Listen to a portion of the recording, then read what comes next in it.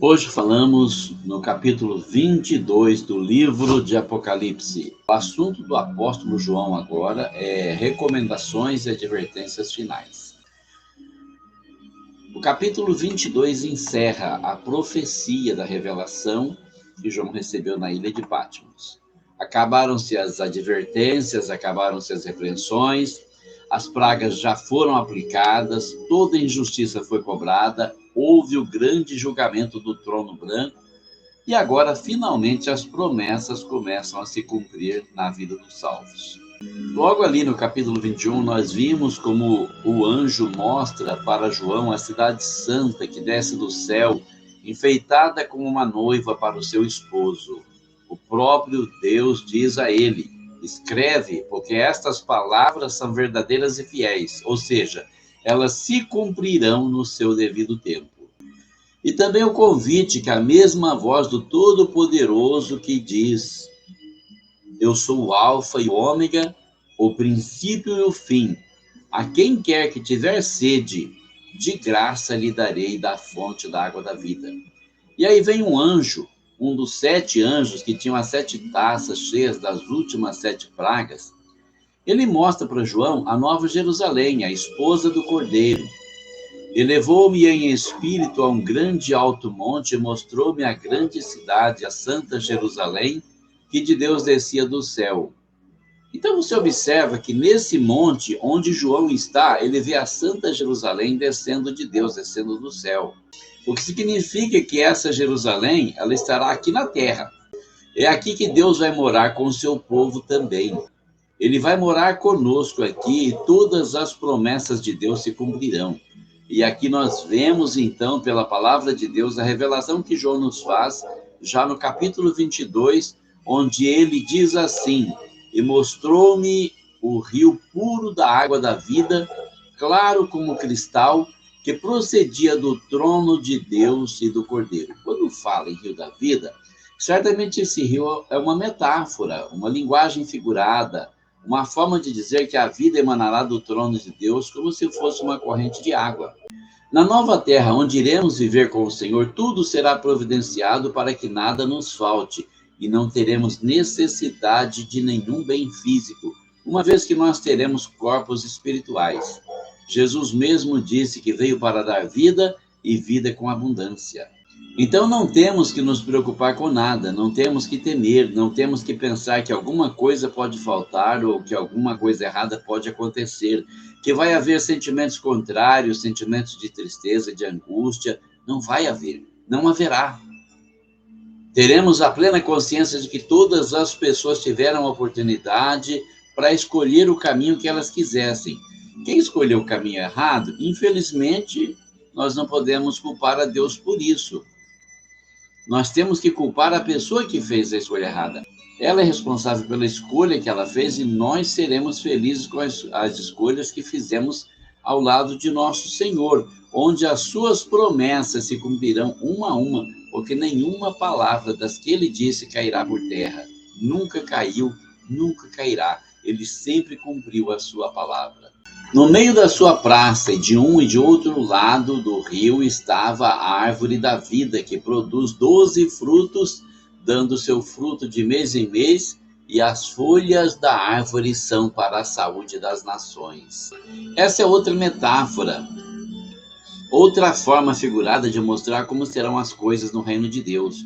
Como nós somos materiais, como nós temos um corpo físico, como vivemos no mundo físico, nós precisamos de sinais desse mundo para que possamos compreender o outro. Então, a árvore, o rio da vida que fica no meio da praça, é a árvore da vida que produz 12 frutos. As folhas da árvore são metáforas para mostrar que não vai haver problemas de saúde, nem de dor, nem angústia. Hoje eu estou aqui, agoniado, com o estômago dolorido, com mal-estar, mas lá não vai haver mais nada, além da lembrança das coisas passadas. Há um emaranhado de revelações que se misturam também, precisamos observar isso. Às vezes confunde os tempos, porque João ainda era um homem muito limitado quando recebeu tais revelações, tal como nós somos agora. alguma coisa aqui do milênio e outras coisas que vão acontecer no novo mundo criado por Deus, onde Deus fará sua morada entre nós. Então não podemos ver distintamente mesmo porque nós somos ainda muito falhos, muito limitados para ver as coisas eternas como elas são. Como nós, temporais, podemos compreender as coisas eternas? É muito difícil. É como se fosse colocar o Brasil dentro de uma pequena vila. Podemos ver algumas coisas que acontecerão no milênio e outras que vão acontecer no novo mundo criado por Deus, onde Ele estará conosco para sempre. Ele fará morada entre nós. Considerando que não há mais morte, nem pranto, nem clamor, nem dor, porque o que era do antigo sistema já ficou para trás e tudo se fez novo, então podemos entender o simbolismo de todas essas revelações, porque não necessitaremos de nada disso. É apenas uma forma de dizer que Deus suprirá todas as nossas necessidades e que nada nos faltará. Mas a simbologia do número 12 continua forte. A árvore da vida produz 12 frutos todo mês. Como o ano tem 12 meses, isso significa 144 frutos por ano. Lembrando que 144 é o número dos escolhidos para acompanhar Jesus por onde ele for. Lembrando também que 12 é o número dos 12 patriarcas e o número dos 12 apóstolos de nosso Senhor Jesus Cristo.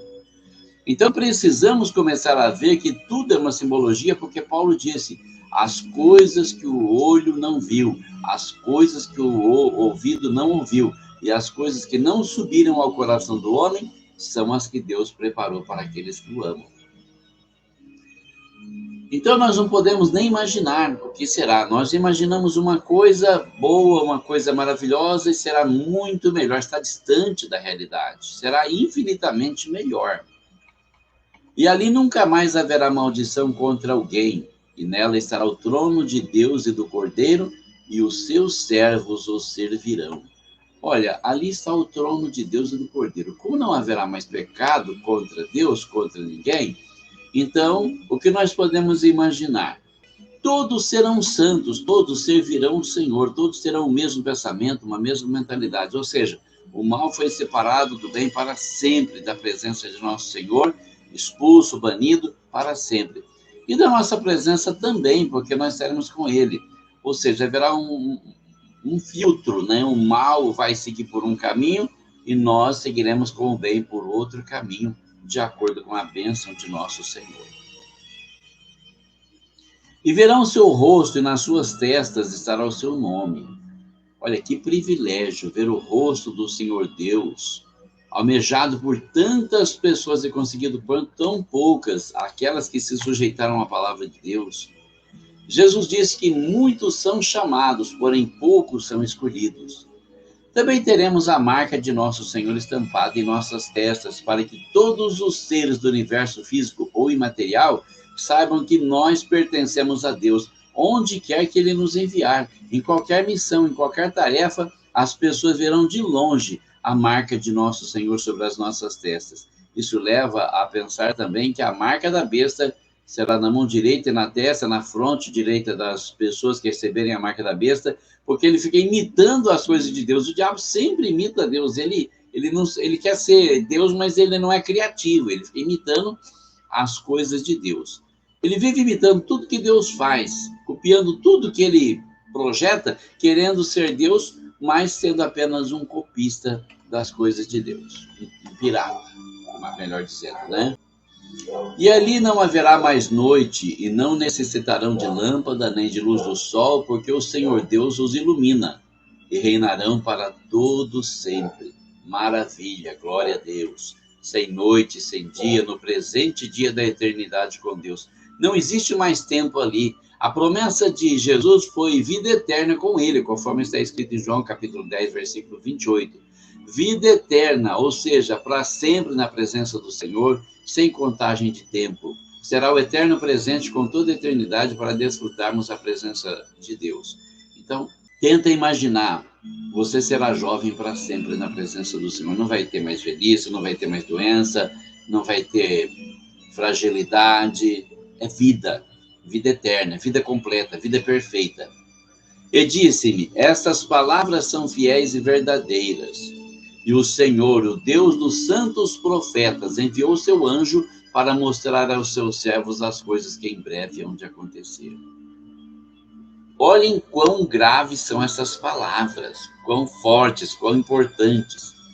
A insistência em dizer que essas palavras são fiéis e verdadeiras é para impregnar na nossa mente que a promessa é de Deus, como revela Apocalipse capítulo 19, verso 9, e também o capítulo 21, verso 5, e que ela não falhará.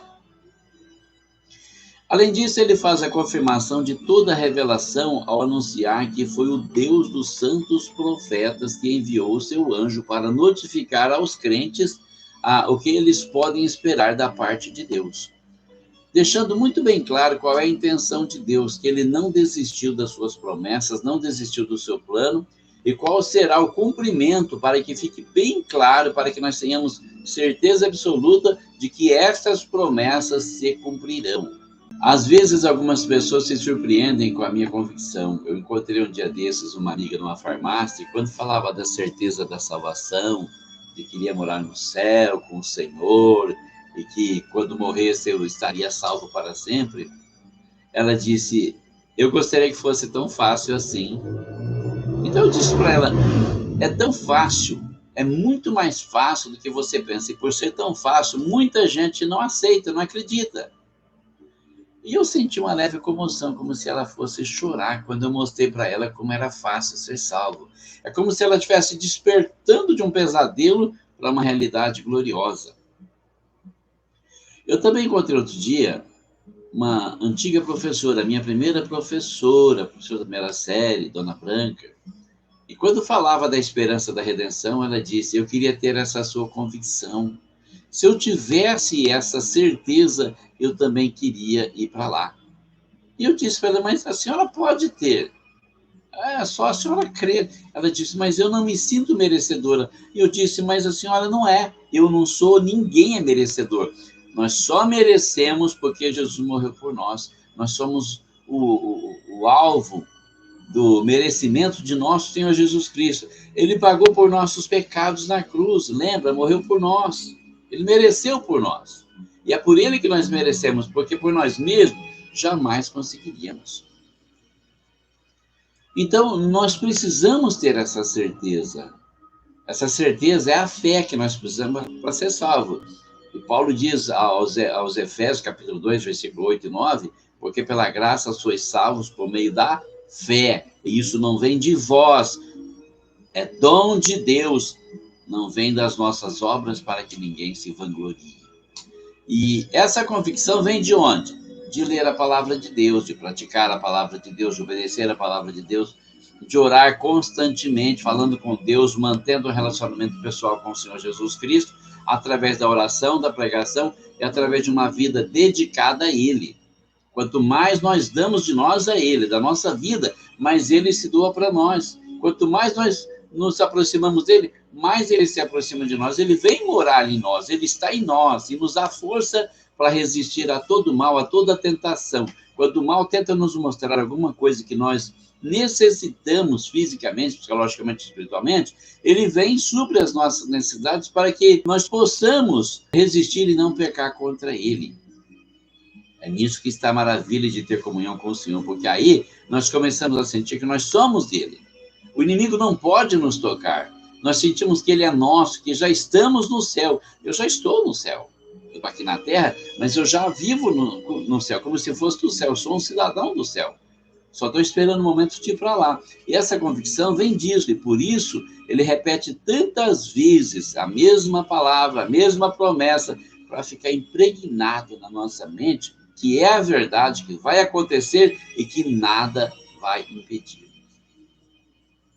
E ele mesmo diz, eis que presto venho, bem-aventurado aquele que guarda as palavras da profecia deste livro. Olha que promessa maravilhosa, uma nova advertência aqui e também um alerta gravíssimo para que estejamos atentos, porque ele está vindo, ele está voltando a qualquer momento. Eis que venho logo, eis que presto venho, eis que não demoro, eis que já estou chegando. E diz mais, é abençoado aquele que guarda as palavras da profecia desse livro. Olha, essa palavra significa a mesma coisa de quando você chama alguém fulano, a pessoa fala, já estou indo. Ele já está vindo. Ele está dizendo nessa palavra: estou vindo mais depressa do que vocês imaginam, não vou demorar. Quando a pessoa se distrai, às vezes ela imagina que vai demorar muito. Ai, não vai ser agora não. De vez em quando eu escuto isso. Outro dia disseram isso para mim: olha, não vai ser já não, isso vai demorar um pouco ainda, né? Irmão, o tempo de Deus não é o nosso tempo. O pensamento de Deus não é o nosso pensamento. Isaías diz assim: porque os meus pensamentos não são os vossos pensamentos, assim como os meus caminhos não são os vossos caminhos, diz o Senhor. Então, nós precisamos estar atentos, porque vai sim ser a qualquer momento. Nós precisamos deixar a distração de lado, precisamos começar a prestar atenção que o Senhor vai voltar a qualquer momento, no momento muitas vezes que nós não estamos esperando. A verdade é que Ele está às portas, porque todas as profecias já se cumpriram. Por isso Ele mesmo disse: as coisas que eu vos digo, digo-as a todos. Vigiai, conforme está escrito em Marcos, capítulo 13, versículo 37. E isso em relação à vida, e isso em relação a tudo mais. Ainda temos tempo, dizem. Vai demorar, isso leva tempo. Mas não é verdade. A verdade é que Ele está chegando a qualquer momento. Já estou indo. Por isso é tão importante obedecer a palavra de Deus, aplicando-a em nossas vidas, sem perder tempo, sem adiar, e criando um relacionamento pessoal com o Senhor. Olha, frequentar a igreja não significa nada se você não tiver um relacionamento com o Senhor. Fazer todas as práticas e ritos religiosos não significa nada para Deus. O que importa é o relacionamento. Não obedecer apenas para não ir para o inferno. Eu vou fazer isso para não ir para o inferno. Não, fazer por amor. Quero agradar ao Senhor. Eu quero viver para o Senhor. Então, fazer isso por prazer em fazer a vontade do Senhor, procurando ser agradável ao Senhor. E para isso é preciso crer com toda a sua alma. Quem não crê, ela não faz mal. Ela não vai deixar as coisas do mundo, ela não vai deixar o pecado, ela não vai deixar o comodismo, ela não vai se indispor com nada, com ninguém, para fazer a vontade de Deus, porque tudo que ela quer é o materialismo, é dinheiro, é conforto, é felicidade na terra. Esse é o grande problema do ser humano. Ela não vai deixar o comodismo, ela não quer deixar facilidade, ela quer tudo que o mundo pode oferecer para ela. Só quando ela acreditou do seu coração é que ela deixa tudo para trás e não se importa em perder alguma coisa, como Paulo disse, que ele considera tudo que ele tem como esterco para ganhar Cristo, porque ele sabe que Cristo é incomparavelmente melhor. E tudo que o Senhor nos proporciona é muito melhor do que qualquer coisa que o mundo pode oferecer, mesmo porque o que o Senhor nos oferece é eterno, e o que nós temos aqui, efêmero, transitório e passageiro. Eu sei que eu não preciso me preocupar com o que eu vou precisar ou deixar de precisar, porque Deus cuida de mim, Deus cuida da sua vida, Deus cuida de nós, Ele cuida dos pássaros, Ele cuida dos animais silvestres, não vai cuidar de nós que somos a sua imagem e semelhança? Não importa o que venha acontecer, eu posso passar dificuldade, já passei muitas na vida, já tive muita dificuldade, fiquei desempregado, passei fome, mas o Senhor cuidou de mim. Quando eu passava minhas dificuldades, o Senhor tinha um plano, era uma forma de me empurrar por um caminho onde Ele ia me abençoar. Eu jamais teria chegado onde eu cheguei se eu não tivesse passado as dificuldades que eu passei. Ele supre as nossas necessidades. Eu jamais vou ser escravo do dinheiro ou de propriedades aqui na terra, seja lá o que for, pode ser a quantia que for, mas tudo que o Senhor puser nas minhas mãos, vou usar como instrumento para servir o Senhor, servindo aqueles que Ele puser no meu caminho e que tiverem necessidades. E eu, João, sou aquele que vi e ouvi estas coisas, e havendo-as ouvido e visto, prostrei-me aos pés do anjo que as mostrava a mim para o adorar. É interessante como o homem é falho e tem tendência para cair no pecado da idolatria. Qualquer coisinha está adorando outra criatura. Quando João se sente grato e certamente está bastante emocionado com todas essas revelações, ele se ajoelha diante do anjo em atitude de adoração, como se fosse o anjo que estivesse fazendo tudo aquilo por ele e como se não tivesse sido mandado por Deus. O estado emocional é tão intenso que ele esquece onde e com quem ele está, mas é imediatamente repreendido pelo anjo que, sendo fiel ao Senhor, não pode aceitar a adoração de João. O anjo fiel, ele sabe que só Deus pode ser adorado. Então ele repete a narração desse erro para advertir as pessoas do mundo atual sobre o que é permitido e o que é reprovado por Deus. porque as pessoas confundem muito as coisas, não é? E aí as pessoas falam em culto dos anjos, invocam os anjos, fazem orações para os anjos. Oh, São Miguel Arcanjo, oh, Arcanjo Gabriel. Para começar, Gabriel não é arcanjo, é só um anjo. Mas a idolatria cega a pessoa de tal forma que a pessoa nem sabe o que é. Então, a pessoa fica invocando São Miguel, São Gabriel, São Rafael, São não sei o quê. Para com isso, para com esse pecado de idolatria, porque isso aborrece a Deus. O próprio anjo que revelou essas coisas para João disse, olha, não faça isso, adora a Deus. O que nós vemos aqui no versículo 9, quando ele diz assim, e disse-me, olha, não faças tal coisa, porque eu sou conservo teu e de teus irmãos, os profetas, e dos que guardam as palavras deste livro. Adora a Deus. Não é a mim que você tem que adorar, João, é a Deus. Adore a Deus, João. Adora a Deus, João. E novamente o anjo adverte para não fazer essa coisa horrorosa diante de Deus, ciente do que houve com Satanás e não querendo incorrer no mesmo pecado, ele adverte João de que também é servo de Deus e que não quer ser adorado, que só Deus merece ser adorado e que só Deus pode ser adorado.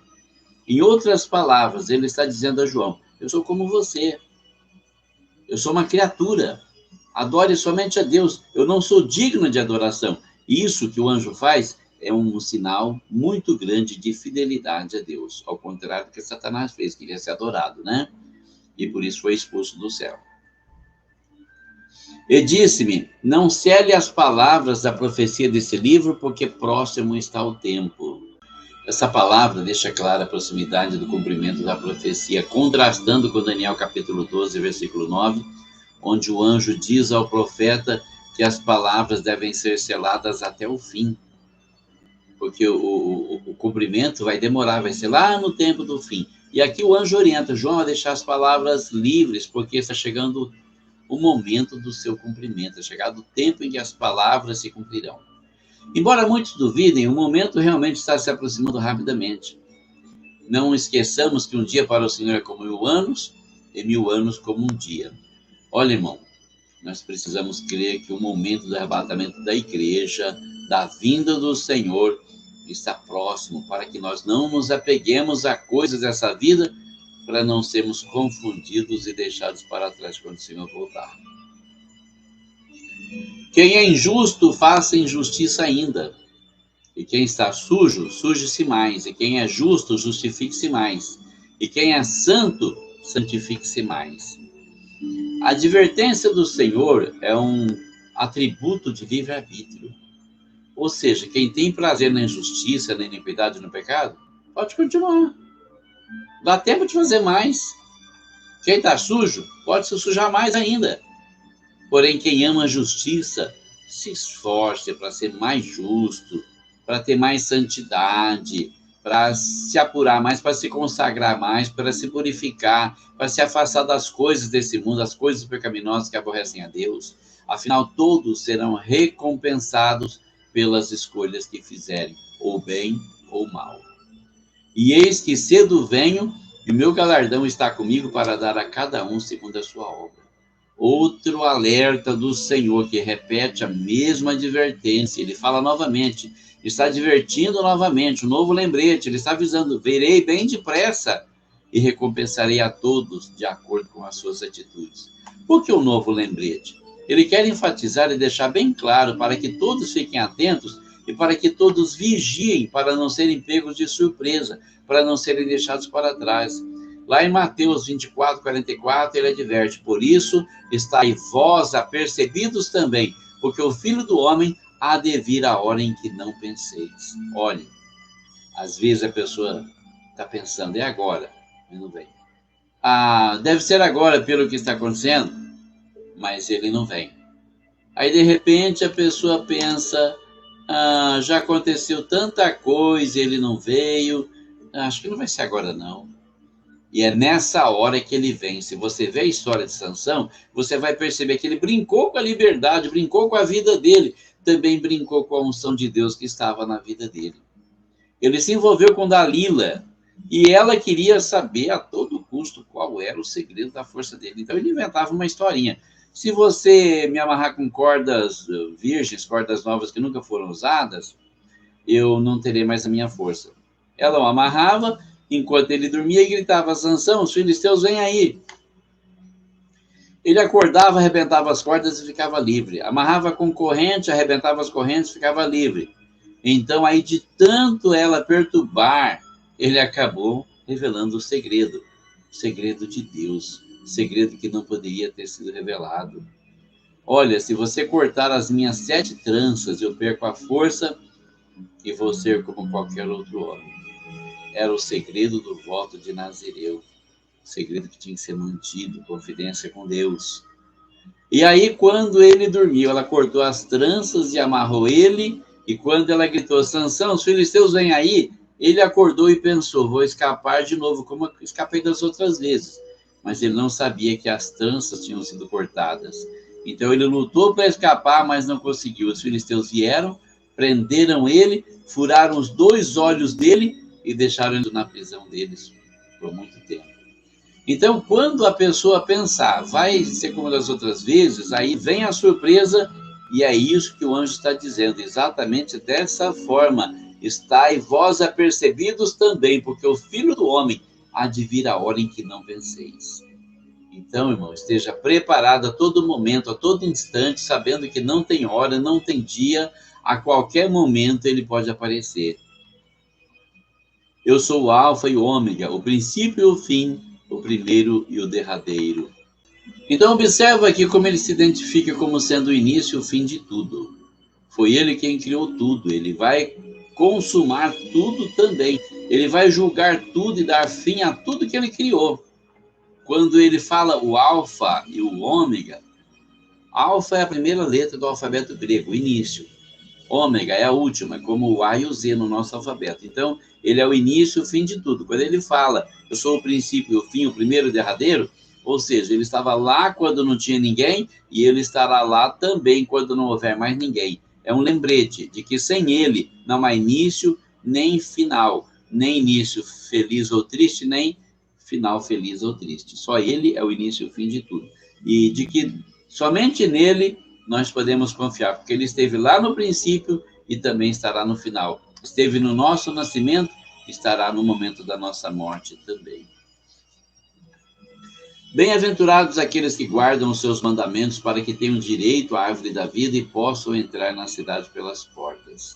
Como no versículo 7, a bem-aventurança dos que são fiéis é deixada bem clara com a lembrança de que, observando os mandamentos do Senhor, ele nos dará direito à vida eterna. E em conformidade com o que foi dito do Evangelho de João, capítulo 10, verso 9, eu sou a porta, se alguém entrar por mim, salvar-se-á, e entrará e sairá e achará pastagens.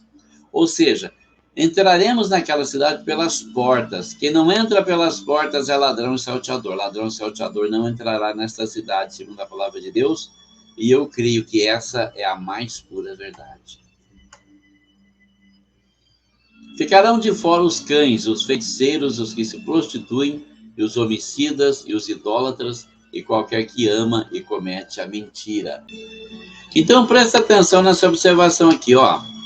Pacientemente, ele torna a advertir de forma agora mais contundente ainda.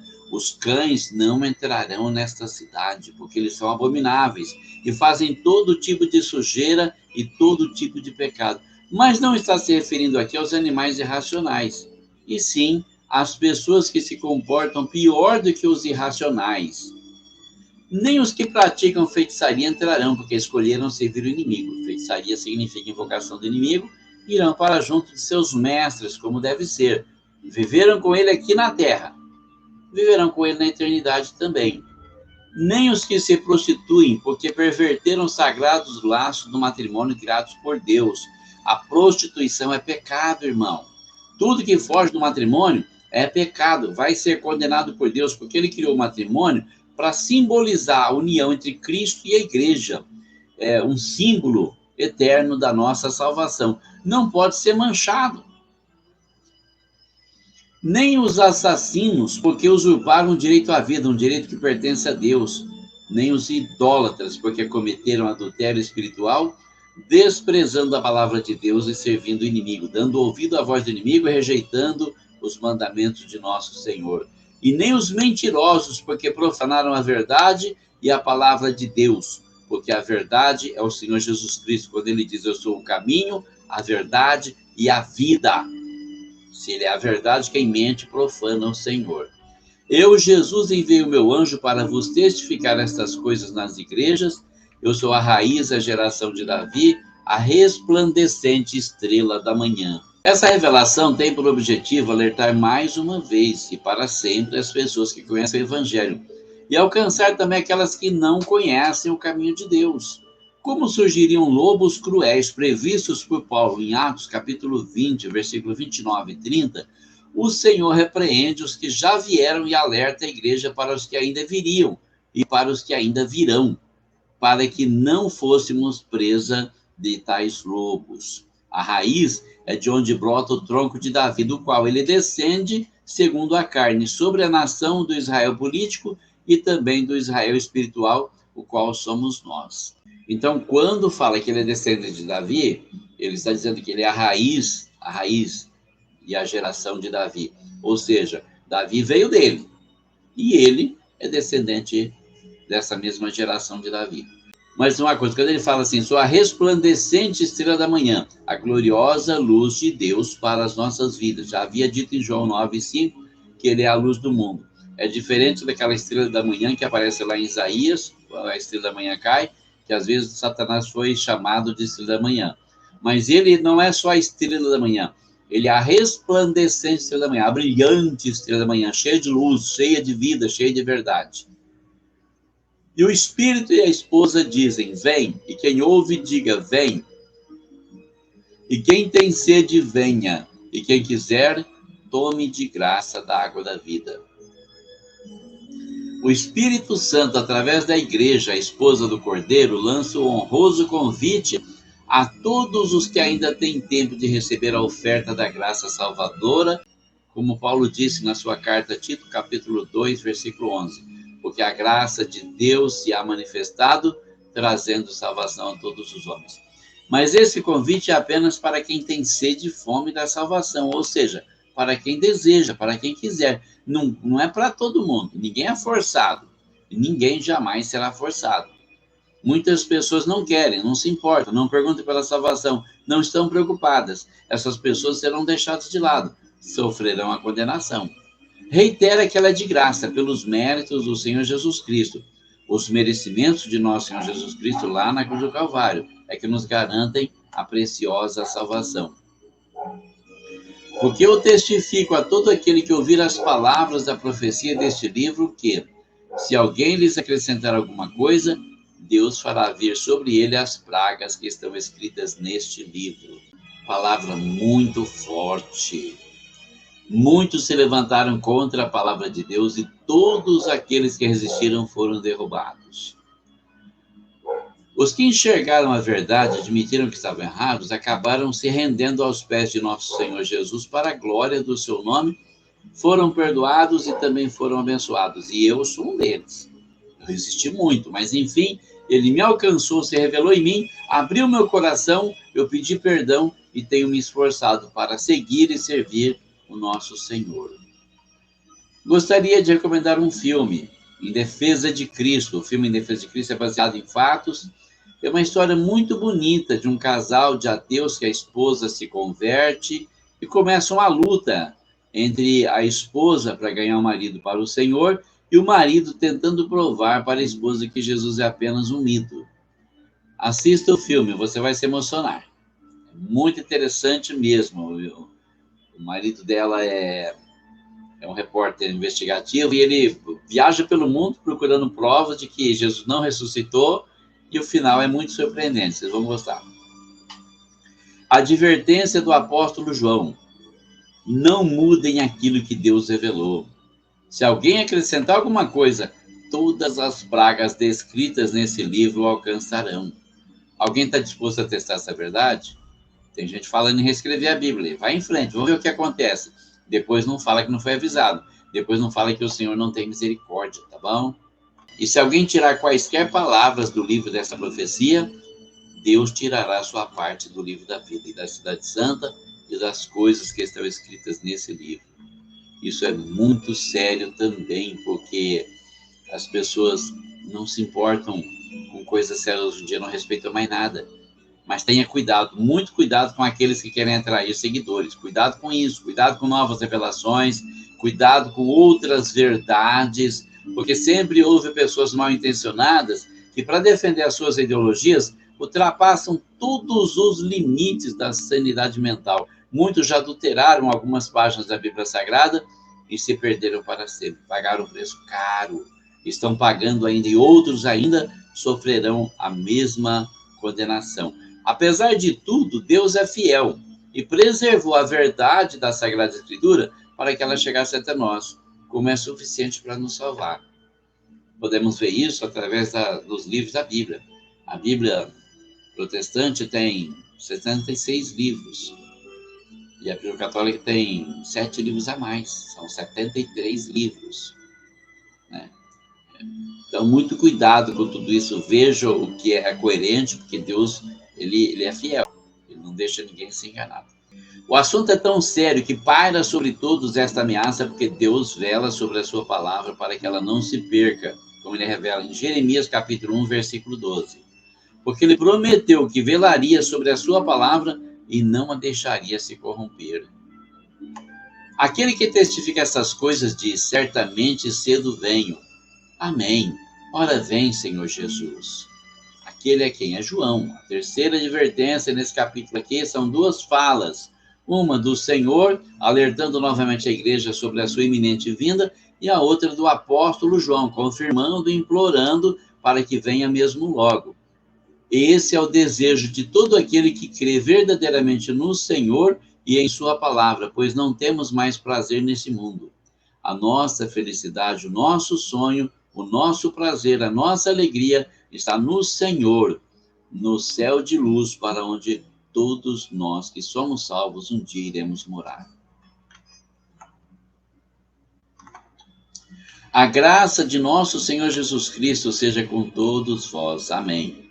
A bênção final do apóstolo amado João, o amigo mais próximo de Jesus em seu ministério terreno, porque a graça é tudo que nós precisamos para viver, para sobreviver e para ser guardados nesta vida de todo mal, de todo engano, de toda tentação, assim nós como as pessoas que nós amamos e pelas quais nós intercedemos todos os dias em oração.